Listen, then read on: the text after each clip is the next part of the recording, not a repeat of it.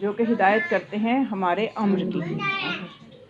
تو بس چونکہ کچھ تھوڑی سی پریشانی لائٹ کی سنا یہاں پہ ہے، کوشش کروں گی کہ میں کم وقت میں کچھ نہ کچھ میسیج آپ کو اس ممبر کے صدقے سے ضرور دے سکوں۔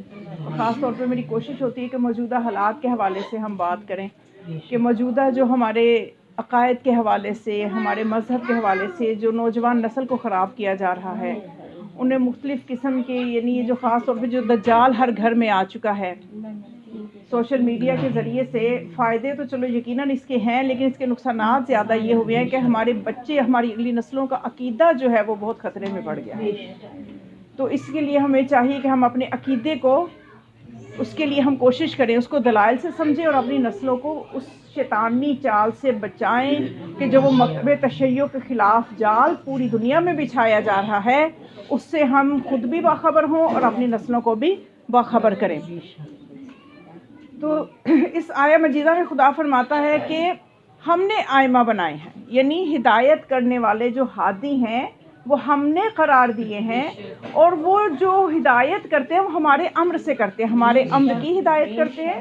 تو اس کا مطلب کہ دیکھیے ایک سیدھی سی بات ہے کہ جب قیامت تک کے لیے ہدایت کی ضرورت ہے، یا تو کوئی زمانہ بتائیے کہ کوئی کہے کہ ہمیں ہدایت کی ضرورت نہیں ہے۔ ہر زمانے کے لوگوں کو ہدایت کی ضرورت ہے، تو اس کا مطلب ہر زمانے میں ایک ہادی بھی ہونا چاہیے۔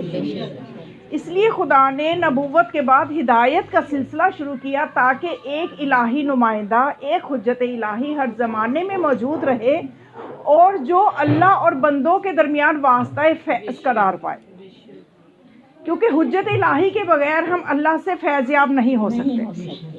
ہم خدا کی توحید تک کو بھی اگر سمجھا ہے تو ہم نے انہی ہادیوں سے سمجھا، خدا کی معرفت انہی کے وسیلے سے ہوئی ہے، اور خدا نے ان کو خلق ہی اپنی معرفت کے لیے کیا تھا، جو ہمیں خدا کی ہر زمانے میں خدا کی معرفت کرواتے چلے جائیں۔ مومنات، ویسے اگر غور کیا جائے تو انسان کا جو بدن ہے، انسان کا جو جسم ہے، یہ پوری کائنات ہے۔ معصوم فرماتے ہیں من عارف نفسہ عارف ربہ، جس نے اپنے آپ کو پہچان لیا اس نے اپنے رب کو پہچان لیا۔ تو یہ انسانی بدن جو ہے، سر سے لے کے پاؤں تک، یہ پوری کائنات ہے۔ اگر ہم توحید کو سمجھنا چاہیں تو اپنی ذات سے بھی سمجھ سکتے ہیں۔ اگر ہم اپنی ذات پہ ہی غور کر لیں تو دنیا کے کوئی دجال، کوئی شیطانی طاقتیں ہمیں اپنے عقیدے سے نہیں ہلا سکتی۔ انسان کے اندر جو اس وقت چیز جو متحرک ہے، جس کی وجہ سے وہ حرکت کر رہے ہیں، وہ ہے روح۔ روح کے بغیر انسان کچھ بھی نہیں ہے۔ جو بھی اس کی زندگی ہے، جو اس کی سمجھ لے کہ رواں دواں وہ ہے اپنی زندگی میں، تو روح کی وجہ سے ہے۔ اب اگر کسی سے کہا جائے کہ روح کو دیکھا ہے، وہ کہے گا نہیں، روح کو دیکھا کسی نے نہیں ہے، لیکن انکار کوئی نہیں کر سکتا۔ تو یہی تو ہم اپنے خالق کی صفت بتاتے ہیں کہ جو روح کا بھی خالق ہے، اگر نظر نہیں بھی آتا تو انکار کی گنجائش نہیں ہے۔ نعرہ تکبیر، اللہ اکبر، نعرہ رسالت، یا رسول اللہ، نعرہ حیدری، یا حیدری، یا حیدری، یا زندہ باد، زندہ باد۔ فتح 14 معصومین علیہ السلام کی خدمت میں بلند سلمان، اللہم صل علی محمد۔ اب انسانی بدن میں ایک روح ہے اور تمام فنکشن اسی کی ساتھ چل رہے ہیں، اسی کی مدد سے چل رہے ہیں۔ اگر ہاتھ حرکت کر رہے ہیں تو روح کی وجہ سے، روح نکل جائے بدن سے، بدن بے حس ہے۔ اگر ہم دیکھ رہے ہیں تو روح کی وجہ سے، سن رہے ہیں تو روح کی وجہ سے، ذائقے چکھ رہے ہیں، عقل کام کر رہی ہے، دماغ چل رہا ہے، دل حرکت میں ہے، روح کی وجہ سے۔ تو اگر ایک روح جو ہے وہ اتنے فنکشن ایک وقت میں انجام دے رہی ہے کہ ایک ہی وقت میں ہم اس وقت دیکھیں، آپ مجلس بھی سن رہے ہیں، آپ بیٹھے بھی ہوئے ہیں، آپ کو پتہ ہے میں نے بیٹھنا کیسے ہے، ایک ہی وقت میں آپ سن بھی رہے ہیں، دیکھ بھی رہے ہیں اور سونگ بھی رہے ہیں، یہ ساری چیزیں ایک ہی وقت میں کام کر رہی ہیں۔ تو جب ایک روح کے اندر یہ صلاحیت ہے کہ وہ ایک ہی وقت میں اتنے فنکشن کر سکتی ہے، تو جو خالق روح ہوگا اگر وہ ایک ہی وقت میں پوری کائنات کو چلا رہا ہے تو اس میں شک کی گنجائش ہی نہیں ہونی چاہیے۔ اب اگر کوئی آپ سے پوچھے کہ آپ کی روح کی عمر کتنی ہے، اب اگر کسی انسان کی 20 سال عمر ہے، 30 سال عمر ہے، کیا روح کی عمر بھی 20 سال ہے؟ عالم ارواح میں خلق ہوئی ہے، عالم جسم کب شروع ہوتا ہے؟ بطن مادر سے جب دنیا میں آئے، بطن مادر میں عالم جسم کی صورت میں بطن مادر میں تھا انسان. اس سے پہلے تھا عالم ذر میں تھا، پھر عالم ارواح میں آیا، کتنا عرصہ وہاں پہ رہا. اب کہتے ہیں جی عالم ارواح میں آپ کو کیا یاد، یعنی آپ کہتے ہیں جی عالم ارواح میں تھے، آپ کا عقیدہ ہے عالم ارواح پہ، آپ کو تو یاد بھی نہیں ہے عالم ارواح. تو بھئی آپ مجھے بتائیے، بطن مادر سے تو سب آئے ہیں، بطن مادر کس کو یاد ہے؟ تو عالم ارواح پہ بھی شک نہیں کیا جا سکتا کہ ہم کتنے ہزاروں سال وہاں پہ رہے ہیں. اب یہ روح کی عمر تو عالم ارواح سے شروع ہوتی ہے. جب یہ جسم نہیں تھا اس کا تو اس کی روح تھی، اور جب اس کا جسم نہیں ہوگا تو اس کی روح ہوگی. روح کو بقا ہے. تو اب اگر ایک روح کے اندر اللہ یہ صلاحیت رکھ سکتا ہے تو وہ خالق بھی اگر ہم کہیں کہ ہمیشہ سے ہے اور ہمیشہ رہے گا، اس کائنات سے پہلے بھی تھا، اس کائنات کے بعد بھی ہوگا، تو اس میں تعجب کی کون سی بات؟ یہ انسان پوری کائنات ہے اپنے اندر، ہم پوری کائنات، ایک پورے سسٹم، ایک بندہ اپنے اندر کتنے سسٹم لے کے چل رہا ہے. دماغ، نظام انہضام، دل کا الگ سسٹم ہے، کھانے پینے کا الگ، سانس لینے کا الگ، نظام تنفس جس کو کہا جاتا ہے. کتنے ہم بیسیوں سسٹم لے کے چل پھر رہے ہیں. یعنی خود انسان، مولا نے فرمایا نا، جس نے اپنے آپ کو پہچانا اپنے رب کو پہچان لی. اب آپ دیکھیے کہ اگر کسی انسان کا خدا نہ خواستہ ہاتھ کٹ جاتا ہے، بازو کٹ جاتا ہے، تو ہم کہیں گے کہ اس کی روح بھی کٹ گئی. روح نہیں کٹ رہی. ہم یہ کہیں گے کہ روح بھی چھوٹی ہوگی، بدن چھوٹا ہو گیا تو روح چھوٹی بڑی نہیں ہوتی. روح کے جسم کو کوئی تصور نہیں کر سکتا. تو اسی طرح سے وہ خالق روح جو ہے وہ ہمیشہ سے ہے. اس کے بارے میں ہم کیسے یہ تصور کریں کہ وہ کبھی چھوٹا ہوگا تھا تو کبھی بڑا ہوگا؟ خدا کو کیسے ہم سمجھ سکتے ہیں اپنی اس عقل کے ساتھ، جو ہم اس کی روح کو ہی نہیں سمجھ رہے، جو اس کی مخلوق ہے اس کو ہی نہیں سمجھ رہے. تو ایک ہی وقت میں ایک بدن میں اگر ایک ہی روح کا کار فرما ہے، اگر دو روحیں ہوں گی تو سسٹم پوری باڈی کا خراب ہو جائے گا. تو اسی طرح سے پوری کائنات کا خالق بھی ایک ہی ہے. اگر دو ہوتے تو اتنی تنظیم سے یہ دنیا نہ چل رہی ہوتی، اتنی تنظیم سے نہ چل رہی ہوتی. تو یہ جو منظم سسٹم ایک بدن کا ہے تو یہ ایک روح کی وجہ سے ہے. اگر ایک منظم سسٹم جو ہے کائنات کا ہے تو ایک خالق واحد کی وجہ سے، جو وحدہ لا شریک ہے، جس کی گواہی ہم اپنی نمازوں میں دیتے ہیں. تو اب ایک اور سوال یہ پیدا ہوتا ہے کہ دیکھیے ایک انسان ہے، اس کی اولاد ہے، اس کا بیٹا ہے ایک انسان کا. تو اب ہم یہ کہتے ہیں کہ یہ اس کا بیٹا ہے، تو کیا ہم کہیں گے کہ اس کی روح بھی اس کا بیٹا ہے؟ یعنی یہ اس کی روح اس کا باپ ہے؟ ہم یہ جو ہے یہ جسمانی تقاضے ہیں، یہ جسمانی تقاضے ہیں. جو شادی ہوتی ہے، اولاد ہوتی ہے، یہ جسمانی تقاضے ہیں. تو اس میں ہم نہیں کہہ سکتے کہ اس کی روح بھی اس کا باپ ہے، اس کی روح کا باپ ہے، یا اس کی روح جو ہے اس کی روح کا بیٹا ہے. یہ صرف جسمانی نسبت کی وجہ سے باپ اور بیٹا ہیں، روح کے اعتبار سے نہیں ہے، جسمانی نسبت کے اعتبار سے باپ اور بیٹا ہے. تو پھر ماننا پڑے گا کہ جو خالق روح ہے وہ بھی محتاج نہیں ہے، وہ لم یلد ہے ولم یولد ہے، جو اس روح کا بھی خالق ہے. نہ وہ زوجیت کا محتاج ہے، نہ بیٹے کا محتاج ہے اپنے وجود کے لیے، نہ وہ باپ کا محتاج ہے. تو اب یہ آخرت میں جب جنت میں جائیں گے تو جنت میں کیا روح جائے گی یا بدن جائے گا؟ روح جائے گی. تو پھر خدا سے یہ سوال کیا جا سکتا ہے کہ وہ بدن جو ہے اللہ کی بارگاہ میں یہ شکوہ کر دے گا کہ تکلیفیں تو دنیا میں اٹھاتا تھا، روزہ رکھنا ہے تو بدن نے رکھنا ہے، تو مزے جنت میں روح کرے گی. تو اب یہ جو دنیا میں جہاد کیا، تکلیفیں اٹھائی، اللہ کی راہ میں قربانیاں دی، زکوٰۃ دی، سارا یہ جو ہم محنت اپنے بدن سے، دل کو ہاتھ پڑتے ہیں نا جب پیسہ نکلتا ہے، زکوٰۃ دیتے ہیں، خرچ کرتے ہیں، واجب خرچ کرتے ہیں، یہ صدقات مستحب ہوتے ہیں. تو بھئی یہ پھر ماننا پڑے گا کہ وہ خدا اس چیز پہ خالق ہے کہ وہ دوبارہ ان جسموں کے ساتھ جنت میں داخل کرے گا. ہماری یہ عقیدہ ہے وہ ان جسموں کے ساتھ جنت میں داخل کرے گا. تو بس مومنات اس خدا تک پہنچنا مشکل نہیں ہے، وہ ہماری شہرک سے بھی نزدیک ہے، ہم اس کے نزدیک نہیں ہیں. ہمیں اس کے نزدیک ہونے کی ضرورت ہے، ہمیں اس کی طرف بڑھنے کی ضرورت ہے.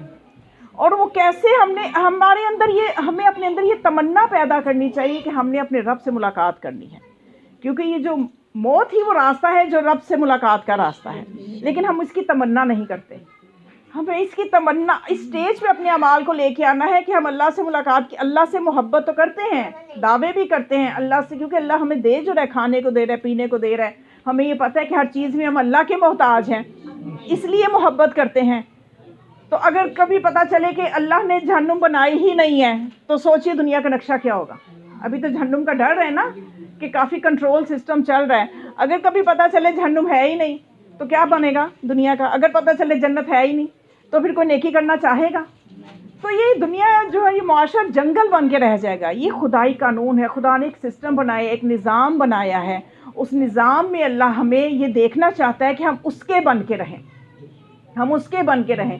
اس کے لیے ضروری ہے کہ ہم اپنے عقائد کو دلائل کے ساتھ سیکھیں، کیونکہ موجودہ دور شیطانیت کا دور ہے.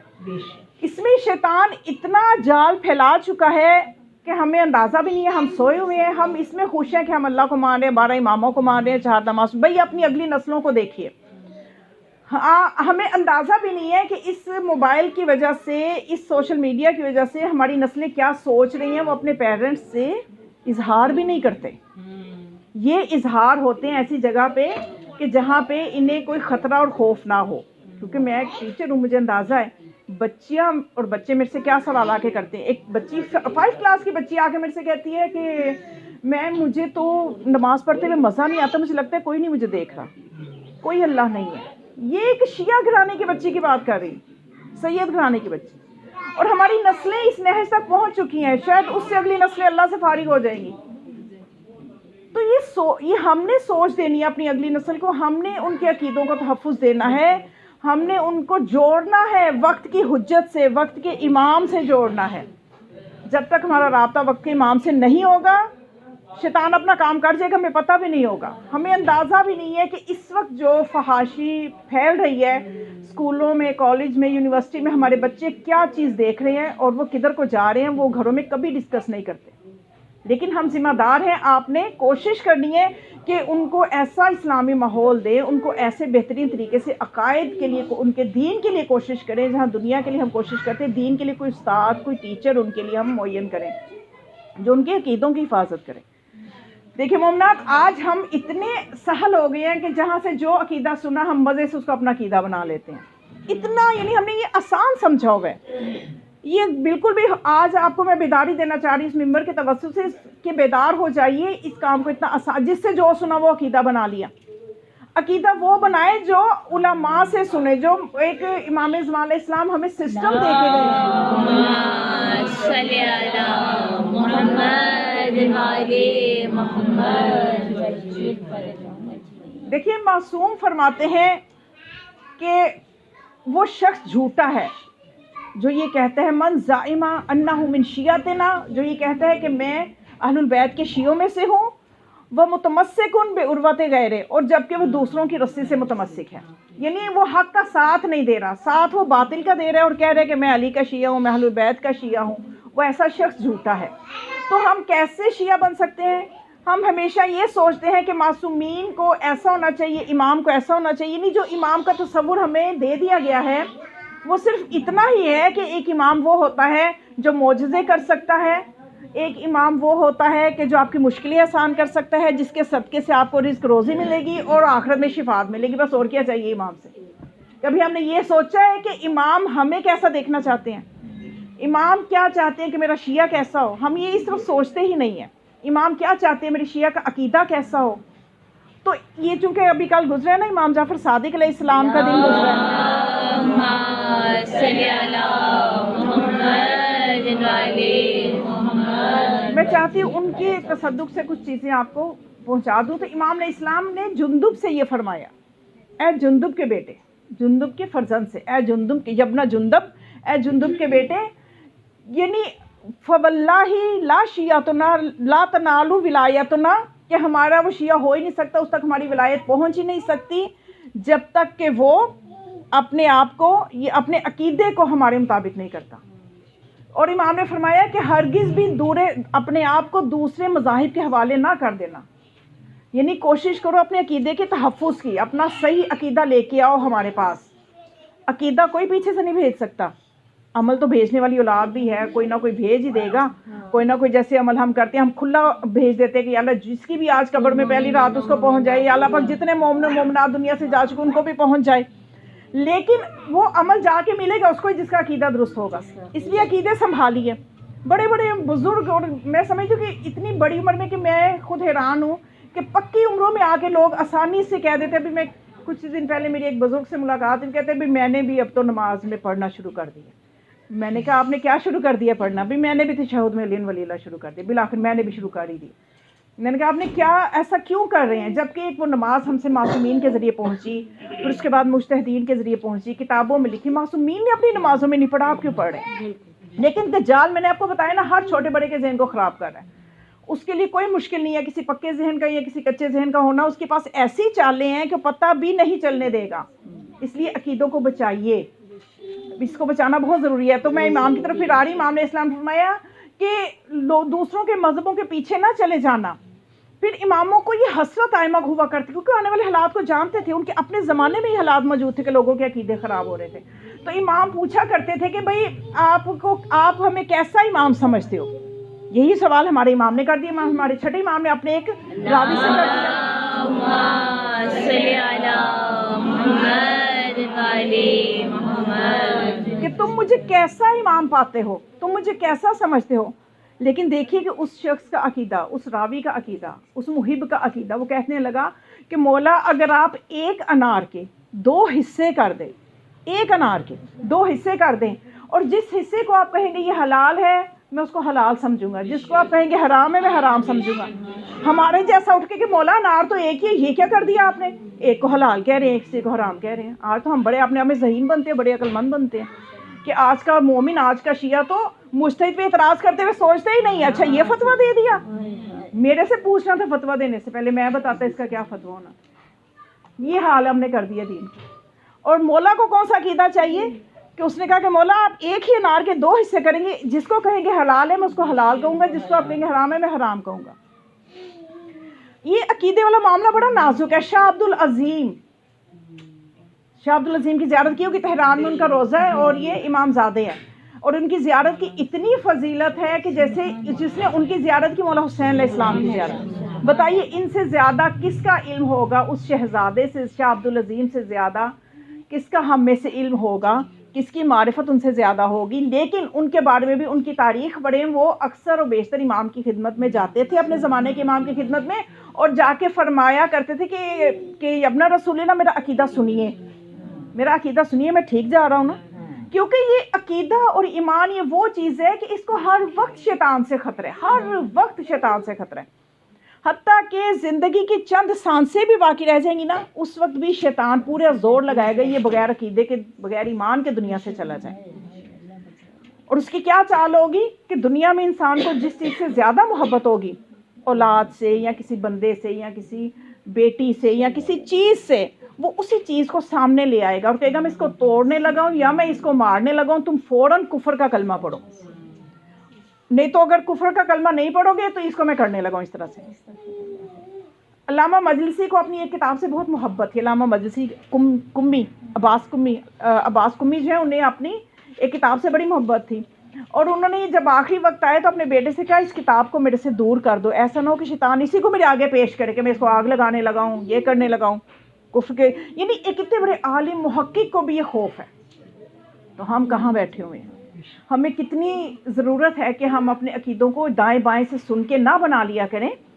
ہم اپنے عقیدے کو دلائل کے ساتھ علماء سے، اور یہ نہیں کہ جس جگہ سے اس وقت جو زیادہ اختلاف وہ اس وجہ سے آ رہا ہے کہ جہاں جو حدیث پڑھی اور پھر کہا جی لو حدیث میں یہ لکھا ہوا ہے اور یہ کہہ رہے ہیں، تو بھئی اس حدیث کے پیچھے کتنی چیزیں ہوتی ہیں اسے نتیجہ لینے کے لیے. حدیث سے نتیجہ لینا آسان ہے؟ آسان نہیں ہے. آپ نے کیونکہ اس کے پیچھے اس کا دیکھنا ہوتا ہے اس کا ماحول کیا تھا جس میں یہ حدیث کہی گئی ہے، کہنے والا راوی کون ہے، راویوں کا سلسلہ کیا ہے، یہ سارا کچھ دیکھنا ہوتا ہے. تو پھر انسان جو ہے صحیح نتیجہ کر سکتا ہے، اور یہ عام بندے کا کام نہیں ہے. ہم کہتے ہیں لو جی اس عالم نے یہ کہہ دیا، حدیث تو یہ کہہ رہی ہے. آپ کو حدیث کے پیچھے کا سارا ماحول پتہ ہی نہیں ہے. قرآن اگر ہدایت کے لیے کافی ہوتا تو آج یہ امت ایک نہ ہوتی، اب ہر کوئی کہتا ہے قرآن، اب اسی قرآن کی وجہ سے قرآن ایک ہی ہے، اور کیوں اختلافات ہے؟ اس لیے کہ امت نے قرآن کے ساتھ اہل بیت کو چھوڑ دیا۔ ایک آسان سی مثال ہے، ایک بہت ہی عام سا واقعہ ہے امام تقی علیہ السلام کے زمانے کا۔ اللہم صلی علی محمد وعلی محمد۔ وہ جو اس وقت عباسی خلیفہ کا دربار لگا ہوا تھا، چور کو لایا گیا، سنا ہوگا آپ نے واقعہ۔ تو اب اسی قرآن سے مسلمانوں کا ایک مسلک اٹھ کے یہ کہتا ہے کہ اس کا جو ہاتھ کاٹا جائے گا وہ ہتھیلی سے پورا ہاتھ کاٹ دیا جائے گا، اس لیے کہ جو تیمم والی آیت ہے اس میں ید کا اطلاق، ید کہتے ہیں ہاتھ کو عربی میں، ید کا اطلاق ہتھیلی تک ہو رہا ہے۔ ایک اور فرقہ مسلمانوں کا مسلک اٹھا، اس نے کہا نہیں جی نہیں، وضو والی آیت میں ہاتھ کا لفظ ید ہی استعمال ہوا ہے اور وہ کوہنی تک اطلاق ہو رہا ہے، اس کا کوہنی تک کاٹا جائے۔ اب یہ جب پریشان ہوئے، اب یہ اگر قرآن کافی تھا تو نتیجہ کیوں نہیں نکالا امت نے؟ قرآن کافی نہیں تھا، اسی لیے اس عباسی خلیفہ نے کہا فرزند رسول کو بلایا جائے، وہ آئیں گے، وہ دلیل دیں گے۔ اب مولا نے جو دلیل دی تو مولا نے بھی قرآن سے ہی دلیل دی، اسی قرآن سے مولا نے دلیل دی، لیکن مولا کی دلیل ایسی محکم تھی کہ ساری دلیلیں پیچھے ہو گئیں۔ اب ہر کوئی دلیل قرآن سے ہی دے رہا ہے، لیکن جو مولا دلیل دے رہے ہیں وہ ایسی محکم ہے کہ اس کے آگے وہ دونوں دلیلیں رد ہو گئیں۔ مولا نے فرمایا ان المساجد للہ، کہ یہ اعضائے سجدہ میں سے ہے ہتھیلی، اور اعضائے سجدہ اللہ کے لیے ہیں، اگر ہتھیلی سے بھی کاٹو گے سجدہ اس کی صرف 4 انگلیاں کٹیں گی۔ یہی فیصلہ سب کو پسند آیا۔ تو ابھی بھی امت کی سمجھ میں یہ نہیں آیا کہ قرآن کے ساتھ اہل البیت کو ماننا ضروری ہے۔ اگر قرآن کافی ہوتا تو نبی نہ فرماتے کہ انی تارک فیکم الثقلین۔ تو بس مومنہ بہت آسان ہے، مجھے تھوڑا سا وقت کا بھی انہوں نے کہا ہے تھوڑا کم لیجئے گا۔ بہت آسان ہے یہ کہہ دینا کہ میں شیعہ ہوں، لیکن ہم اپنے عقیدے کو نہیں دیکھ رہے، ہم اپنے عمل کو نہیں دیکھ رہے۔ ہمیں اپنے عقیدے اور عمل کو دیکھنے کی ضرورت ہے تاکہ ہم صحیح معنوں میں شیعہ بن جائیں۔ کریں یہ شیعہ کہنا ہمارے گلے پڑ جائے گا، شیعہ کہنا ہمارے گلے پڑ جائے گا۔ امام علی رضا علیہ السلام کے پاس اللہم صلی علی محمد وعلی محمد۔ خراسان سے ایک وفد شیعوں کا آیا اور امام رؤوف کی خدمت میں جانے کی اجازت طلب کی انہوں نے کہ ہمیں اجازت دی جائے۔ غلام نے اندر جا کے بتایا کہ آپ کے شیعہ آئے ہیں، وہ کہہ رہے ہیں ہم آپ کے شیعہ ہیں، آپ سے ملنا چاہتے ہیں، آپ اجازت دیجیے۔ مولا نے فرمایا میرے پاس وقت نہیں ہے، ان کو بھیج دو۔ اگلے دن پھر آئے اور یہ 30 دن اجازت مانگتے رہے اور یہ 60 مرتبہ امام کے دروازے پہ گئے۔ اور امام کون؟ امام رؤوف، امام کریم، جو ایسے ایسے دشمنوں کو بھی معاف کر دیں، لیکن ان کو اندر آنے کی اجازت نہیں مل رہی اجازت۔ اب انہوں نے جب 60 مرتبہ، اب اگر دیکھیے یہاں پہ آپ یہ سوچئے کہ ہمیں 2 سے تیسری مرتبہ اجازت نہ ملتی تو ہم نے کہا اچھا چلو نہیں تو نہ سے، ہم اتنے تھکے ہارے لوگ ہیں، ہم اتنے وہ سمجھ لیجیے کہ ہمارے اندر وہ جذبہ، وہ خلوص، وہ اچھا نہیں مل رہا وقت، چلو اپنے اپنے گھروں میں واپس چلتے ہیں۔ ابھی وہ کس مرتبے پہ تھے تو ان کو اجازت نہیں مل رہی تھی، ہمارے جیسے کو تو پتہ نہیں ملے کب ملے۔ اب وہ کس مرتبے کے ہوں گے، کتنے وہ محکم ہوں گے، کتنی ان کی محبت ہوگی، اس کے باوجود 60 مرتبہ جو بندہ جائے ایک دروازے پہ۔ تو جب 60 مرتبہ چلے گئے تو غلام سے ہاتھ جوڑ کے کہا مولا سے بس یہ پوچھ دو، اجازت بے شک نہ دیں، ہمیں غلطی تو بتا دیں کہ ہماری خطا کیا ہے۔ اب غلام اندر جا کے ہاتھ دست بستہ اس نے جوڑے اور اس نے عرض کی کہ مولا، وہ کہتے بس ہماری خطا بتا دے کہ آپ ملاقات کے لیے ہمیں شرف کیوں نہیں بخش رہے۔ مولا نے فرمایا ان سے کہو کہ وہ اپنے آپ کو ہمارا شیعہ کیوں کہہ رہے ہیں، ان سے کہو کہ محب ملنے آئے ہیں تو پھر اجازت ملے گی۔ یہ شیعہ کہنا آسان ہے، شیعہ ایک ذمہ داری ہے، شیعت ایک ذمہ داری ہے، شیعہ ذمہ دار ہوتا ہے۔ جو محب ہوتا ہے وہ محبت کرتا ہے، وہ پرجوش ہوتا ہے، اس میں جوش زیادہ ہوتا ہے، لیکن شیعہ میں ذمہ داری ہوتی ہے۔ جب مولا کائنات کے در پہ آئے تھے، جب بیعت کے لیے لینے کے لیے آئے تھے تو جناب ابو ذر غفاری رو رہے تھے، جناب سلمان رو رہے تھے، تو ابو ذر غفاری جو کہ ایمان کا ایک درجہ نیچے ہیں، 10ویں درجے پہ جناب سلمان ہے، 9ویں درجے پہ ابو ذر غفاری۔ ابو ذر نے کہا کہ اے سلمان رو جو رہے ہو، نکالو تلوار کے دستے پہ ہاتھ ڈالا تو سلمان نے کہا تم علی سے زیادہ دلیر ہو۔ معرفت کچھ اور چیز ہے، شیعہ ذمہ دار ہوتا ہے۔ تو اب مولا نے جب ان کو اجازت دے دی، مولا کی پھر انہوں نے کہا کہ جا کے آقا سے کہیے ان کے محب آئے ہیں، تو پھر ان کو اجازت مل گئی، اندر چلے گئے۔ امام علیہ السلام نے اپنے غلام سے پوچھا یہ کتنی مرتبہ آئے تھے؟ غلام نے کہا یہ 60 مرتبہ اجازت. مولا نے فرمایا میری طرف سے 60 مرتبہ انہیں سلام کرو، ان پہ سلام بھیجو. امام رؤوف. مومنات آج ہم کدھر چلے گئے، ہم کدھر جا رہے ہیں؟ ہمیں یہ سوچنے کی ضرورت ہے. آج ایک مولا کا چاہنے والا، میں شیعہ نہیں کہتی، شیعہ بہت بڑے درجے کی بات ہے، کم از کم چاہنے والے محب تو ہیں نا. اللہ ہمیں ان کی محبوں کی فہرست میں بھی داخل کر لے تو ہماری بڑی بچت ہو جائے گی. آج میں یہ حیران ہوتی ہوں کہ مولا کے روزے پہ جا کے لوگ یہ سوال کرتے ہیں کہ کیا یہاں دعا مانگنی ہے، کیا ان سے مانگنا ہے، کیا یہ سن رہے ہیں؟ ان ہستیوں کے بارے میں آج ہماری نسلیں یہ کہتی ہیں کہ کیا یہ سنتے ہیں، کیا یہ ہمیں دیکھ رہے ہیں؟ یہاں تک ہم پہنچ چکے، پتہ نہیں ہم نے اور کہاں تک پہنچنا ہے. یہ ایمان کی کمزوریاں کہاں سے دشمن نے ہمارے اندر ڈالی. امام جو ہے، یہ میں آپ کو بتا دوں کہ امام جو ہوتا ہے، امام کی زندگی اور موت میں کوئی فرق نہیں ہوتا. جس طرح سے امام کو ہم امام کی زندگی میں پکارتے ہیں، امام کے جانے کی ظاہری روح پوشی کے بعد بھی پکار سکتے ہیں، اسی طرح ہی پکارنا چاہیے. آج جو صحیح معنوں میں جنہوں نے علم حاصل کیا ہے، جو صحیح معنوں میں معرفت رکھتے ہیں، جو نجف کے علماء ہیں، جو مجتہدین ہیں، جو مولا کے نمائندے ہیں، جو امام زمان علیہ السلام کے نمائندے ہیں، ان سے پوچھئے، وہ آپ کو بتائیں گے کہ امام کی زندگی اور موت میں کوئی فرق نہیں ہوتا. ان کا جو حرم ہے، جو دنیا میں ان کی نشانی ہے کہ جی یہاں پہ امام کو دفن کیا، وہ عام قبروں کی طرح قبر نہیں ہے کہ آپ سمجھے کہ ایک بندہ قبر میں چلا گیا تو یہ بھی امام کی قبر ہے اور امام اندر لیٹے ہوئے ہیں، امام قبر میں نہیں. وہ قبر نہیں ہے، وہ امام کا تخت ہے اور امام اس پہ بیٹھے ہوئے ہیں اور وہ اپنے تمام زائرین کو دیکھ رہے ہیں، سن رہے ہیں ان کی فریادیں. روح کی میں نے آپ کو بتایا، ایک روح جب تمام فنکشن کر سکتی ہے، روح کیا ہے؟ روح امر ربی ہے. تو جو اولی الامر ہوگا، اولی الامر کو اللہ یہ صلاحیت نہیں دے گا کہ جس کو وہ اولی الامر کے جس کے پاس امر لے کے فرشتے آ رہے ہیں. تو اب امام اپنے تخت پہ بیٹھا ہے، وہ سب کو دیکھ رہا ہے. آیت اللہ علی آقا قاضی بہت بڑے عارف تھے، ان کے شاگرد تھے رضی شیرازی. انہوں نے یہ بات سنائی کہ ایک مرتبہ وہ مولا امیر المؤمنین علی بن ابی طالب علیہ السلام کے حرم میں تھے. اللہم صلی علی محمد. تو وہاں نجف کے ایک عالم رجالی، جن کو علم الرجال کا بہت علم تھا، علم الرجال یعنی راویوں کی پوری چھان بین کرنا، کون سا راوی سچا ہے، کون سا جھوٹا ہے، کون سی حدیث کی کیا حیثیت ہے، اس نتیجے تک پہنچنے والے کو علم الرجال اس علم کو علم الرجال کہتے ہیں، اور رجالی علماء میں سے تھے. تو ایک مرتبہ وہ حرم امیر المؤمنین میں گئے، زیارت کی اور تھک گئے. تھک کے تو جیسے انسان اپنی ٹانگیں کھول کے بیٹھ جاتا ہے، ٹانگیں پھیلا کے بیٹھ جاتا ہے، مولا کی ذریعے سے زیارت کی اور حرم کے ایک حصے میں جا کے ٹانگیں پسار کے بیٹھ گئے.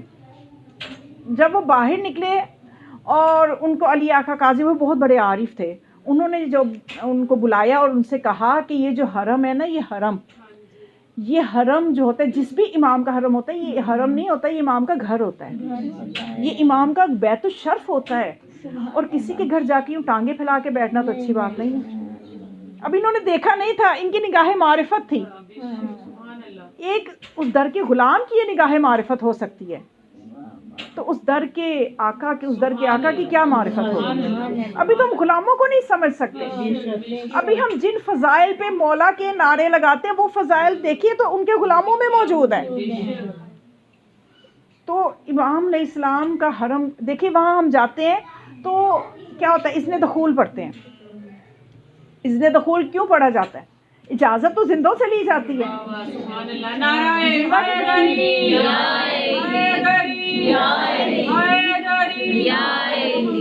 محمد بلندر صلوات. اللہم صلی علی محمد علی محمد. اذن دخول زندہ کے گھر جائیں، قبروں میں جا کے ابھی ہم اذن دخول لیتے ہیں کہ قبر ہم نے اپنے کسی عزیز کی قبر پہ گئے ہیں، جا کے فاتحہ پڑھنی ہے، زیارت پڑھنی ہے، تو کیا ہم اذن دخول تو نہیں لیتے نا؟ یہ حرم میں ان کے لیے ہمیں معصومین کی طرف سے تاکید آئی ہے، جس حرم میں بھی جائیں پہلے اذن دخول پڑھیں، اور آپ کی اجازت کی علامت یہ ہوگی آنکھوں میں آنسو.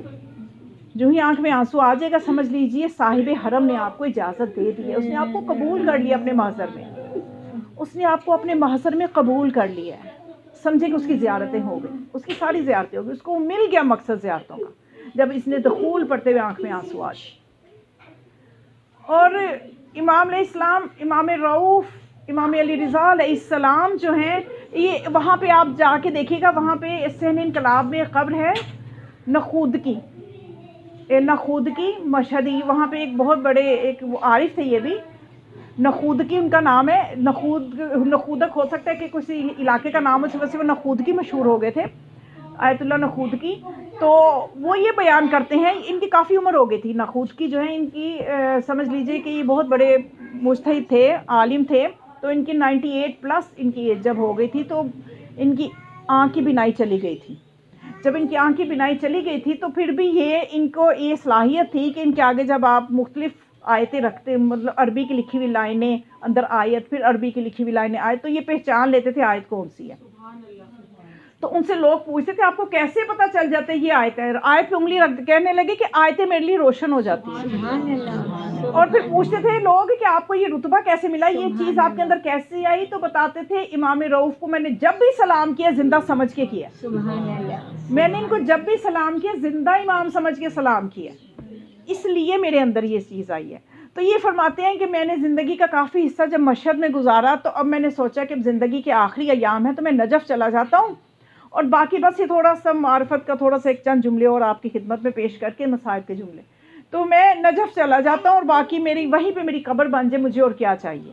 تو کہنے لگے جب میرا یہ خیال دل میں آیا تو میں نے عالم کشف میں دیکھا، یہ کشف کو خواب نہ سمجھیے گا، یہ کشف کی منزل سٹرونگ ہوتی ہے، خواب سے اوپر کی یہ منزل ہے، یہ بیداری کے قریب کی کیفیت کہہ لے۔ تو کہتے میں نے دیکھا کہ جیسے امام علیہ السلام کے حرم کا ایک دروازہ بند ہے اور اس سے چھوڑ کے اگلا دروازہ کھلا ہے، اور امام علیہ السلام نے ایک جگہ تخت لگا کے امام رؤوف، امام علی رضا علیہ السلام اس تخت پہ تشریف فرما محمد علی محمد۔ اور امام حکم دیتے ہیں کہ لوگ جو میرے زائرین ہیں وہ اس دروازے سے داخل ہوں اور اگلے دروازے سے نکلتے جائیں۔ تو یہ کہہ رہے ہیں میں دیکھ رہا ہوں کہ لوگ جو امام علیہ السلام کے اس بتائے ہوئے دروازے سے داخل ہو رہے ہیں ان کی عجیب عجیب شکلیں ہیں، کوئی گدھے کی شکل میں ہے، کیونکہ جو انسان کے اصل اعمال ہے نہیں، اللہ کا کرم ہے کہ اس نے پردہ ڈالا ہوا ہے، ہمارے گناہوں کے ساتھ ہماری شکلیں ہوا کرتی تو ہم ایک دوسرے کو دیکھ بھی نہ پاتے، اور یہ صلاحیت بھی خدا ہر ایک کو نہیں دیکھتا کہ کسی کے باطن کو دیکھنا، یہ صلاحیت بھی ہر کسی کے پاس نہیں ہوتی، اور باطن کے حساب سے جو کسی کی شکل بنتی ہے وہ بھی ہر کوئی دیکھ نہیں سکتا، کیونکہ ہر کوئی تحمل نہیں کر سکتا۔ آج ہم کہتے تو ہے نا کہ ہمیں بھی یہ صلاحیت ہے کہ ہم ایک دوسرے کا باطن جاننے لگے، تو میں کہتی شکر کریں کہ نہیں جانتے، پتہ نہیں یہ تھوڑا بہت بولتے یہ بھی نہیں بولیں گے، یہ بھی بلانا چھوڑ دیں گے، باطن میں کیا ہے؟ ویسے ظاہر میں اچھا بھائی ویلکم، آپ میرے گھر آئی ہیں بہت شکریہ، باطن میں ہے نہ ہی آتی ہے کیوں آ گئی، اچھا نا باطن باطن ہی رہے، یہاں آ گیا تو پتہ نہیں جو تھوڑا بہت ملتے ہیں یہ بھی نہیں ملیں گے۔ تو اب یہ وہ کہہ رہے ہیں آیت اللہ نخودکی کہتے ہیں میں دیکھ رہا ہوں کہ امام وہ لوگ داخل ہو رہے ہیں اور وہ اپنے اعمال کی وجہ سے جو ان کی شکلیں بنی ہیں ان شکلوں کے ساتھ آ رہے ہیں۔ اب یہ زائرین جا رہے ہیں، یہ پردہ ہماری آنکھوں کے آگے ہے، امام کے لیے تو کوئی پردہ نہیں ہے۔ تو اب وہ امام کہتے ہیں میں دیکھتا ہوں کہ جب وہ امام علیہ السلام کے آگے سے گزرتے ہیں تو امام علیہ السلام اپنا دست شفقت ان کے سروں پہ رکھتے ہیں تو ان کی شکلیں خوبصورت ہوتی جا رہی ہیں، وہ اپنی نارمل شکلوں میں آ کے یعنی یہ کیا ہے کہ فیض مل گیا، امام کے در سے فیض مل گیا، جو نجاستیں تھی باطنی جو شکل پہ ظاہر ہو گئی تھی وہ ختم ہو گئی، اب ظاہر بھی پاک ہے، اب باطن بھی پاک ہے۔ یہی سب سے بڑی کامیابی ہے ظاہر کی کہ وہ اپنا ظاہر اور باطن وہاں سے پاک کر کے آئے۔ تو کہتے ہیں میں دیکھ رہا ہوں کہ وہ لوگ گزرتے جا رہے ہیں، امام علیہ السلام اپنا دست شفقت رکھتے ہیں اور ان کی خوبصورت شکلیں ہوتی جا رہی ہیں اور دوسرے دروازے سے نکلتے جا رہے ہیں۔ تو کہتے ہیں اس وقت میں نے یہ سوچا کہ میں امام رؤوف کو چھوڑ کے کبھی نہیں جاؤں گا، میں اتنے کریم امام کے در کو کہ ساری عمر میں نے ان کا کھایا یہاں رہا تو اب میں آخری وقت میں بھی یہی رہوں گا۔ پھر انہوں نے یہ نصیحت کی تھی، وصیت کی تھی کہ میں جس جگہ مولا کا تخت دیکھا تھا نا انہوں نے عالم کشف میں، انہوں نے کہا یہی میری قبر بنے، اور آج بھی ان کی قبر اسی جگہ پہ بنی ہوئی ہے۔ تو امام کا جینا، امام کی زندگی، امام کی موت عام انسان کی طرح نہیں ہوتی۔ تو بس مومنات یہی تو لوگوں نے پہچانا نہیں، یہی تو امت نے پہچانا نہیں۔ آج آپ دیکھیے آپ شہادہ معصومین میں سے امام زمان علیہ السلام جو مظلومیت کے دن کاٹ رہے ہیں وہ غیبت کی سختیاں کاٹ رہے ہیں. غیبت میں امام پہ کیا کیا گزر رہی ہے، ہمارے اعمال کی تکلیف، مومنین پہ ہونے والے ظلموں کی تکلیف. آج آپ نے سانحہ سنا نا 1-2 دن پہلے کہ علماء اساتذہ کو شہید کیا گیا، تکلیف ہوئی نا سب کو. ابھی دیکھیے ہم ابھی روحانیت کی اس منزل پہ نہیں ہیں. امام کو جو تکلیف ہوئی ہے ہماری تکلیف کچھ بھی نہیں ہے. امام اس سانحہ پہ یقیناً خون کے آنسو روئے ہوں گے. ہم نے تو وقتی افسوس کیا نا، افسوس ہوا، بڑا افسوس ہوا، بڑا دکھ ہوا، اور واقعاً دلی طور پہ دکھ بھی ہوا، لیکن ہمارے دکھ کا کوئی مقابلہ نہیں امام کے دکھ سے. اور امام صدیوں سے یہ دکھ دیکھ رہے ہیں، جو مومنوں پہ دکھ ہو رہے ہیں، جو ظلم ہو رہے ہیں. اور آپ دیکھ لیجیے کہ جو باقی 13 معصومین ہیں ان کی زندگیاں دیکھ لیجیے، کسی معصوم کی زندگی جو سکھی گزرنے دی ہو اس امت نے، کسی معصوم کی زندگی جو سکھی گزری ہو. ہر امام کو تکلیف، ہر معصوم کی زندگی تکلیفوں سے اور دکھوں سے بھری ہوئی ہے. اور بس یہ آپ کی محبت اور معرفت کی نشانی ہے کہ آپ اہل بیت کے ذکر کو زندہ رکھے ہوئے ہیں، ان کے ساتھ منسلک ہیں. آپ کے اندر ان کی محبت ہے تو آپ ان کی خوشیوں پہ بھی اکٹھے ہوتے ہیں، ان کے غموں پہ بھی اکٹھے ہوتے ہیں. تو بس مومنات، آج خداوند متعال ہمارے اس ذکر کو، آپ کے ان آنسوؤں کو، خاص طور پہ جن بزرگوں کے لیے اس مجلس کو رکھا گیا ہے، ان کی قبروں کو، ان کی منزلوں کو آسان فرمائے، ان کی قبروں کو منور فرمائے ذکر امام علی رضا علیہ السلام سے. تو مومنات، آج میں نے جس امام کے مصائب ذکر کرنے، کل ابھی دن 15 شوال گزرا. امام جعفر صادق علیہ السلام کی شہادت کی 2 تاریخیں ہیں، ایک 25 شوال ہے اور ایک 15 شوال ہے.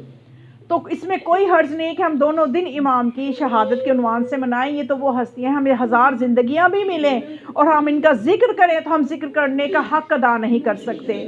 تو مومنات، میرے اور آپ کے چھٹے امام کس سختی کے دور میں ہیں، کن تکلیفوں سے گزر رہے ہیں. امام علیہ السلام کے گھر میں یہاں تک حکومت وقت عباسی خلفاء اتنی دشمنی رکھتے ہیں فرزند زہرا سے کہ انہوں نے امام کے گھر میں آگ لگوا دی. امام کے گھر میں آگ لگی. روایات بتاتی ہیں کہ جب گھر کو آگ لگی امام علیہ السلام گریہ کرنے لگے. اور راوی کہتا ہے کہ جب یہ گھر کے غلام اور سب مل کے اس آگ کو بجھانے میں مشغول ہو گئے کہ اگلے دن جب وہ آگ بجھ چکی تھی، میں امام کی خدمت میں گیا تو میں نے دیکھا کہ امام علیہ السلام گریہ کر رہے ہیں، اتنا گریہ کر رہے ہیں کہ امام کی ریش مبارک تر ہو چکی ہے. تو میں نے کہا کہ مولا، اب تو آگ بجھ چکی ہے، آپ ابھی تک گریہ فرما رہے ہیں؟ امام نے فرمایا کہ میں اس آگ میں گریہ نہیں کر رہا. میں نے دیکھا کہ جب میرے گھر کو آگ لگی میری بچیوں کا پردہ محفوظ تھا، میری مستورات کا پردہ محفوظ تھا، اور میں بھی جب اس آگ والے لگے گھر سے باہر نکلا تو میں نے اپنے بابا کا کٹا سر نہیں دیکھا، میں نے خاک پہ پڑے ہوئے اپنے عزیزوں کے لاشیں نہیں دیکھے. اس آگ نے مجھے شام غریبہ کی آگ یاد کرا دی. اس آگ نے مجھے شام غریبہ میں خیموں میں لگی ہوئی آگ یاد کرا دی کہ ہائے وہ نبی زادیہ، ہائے وہ میری پھوپھی زینب.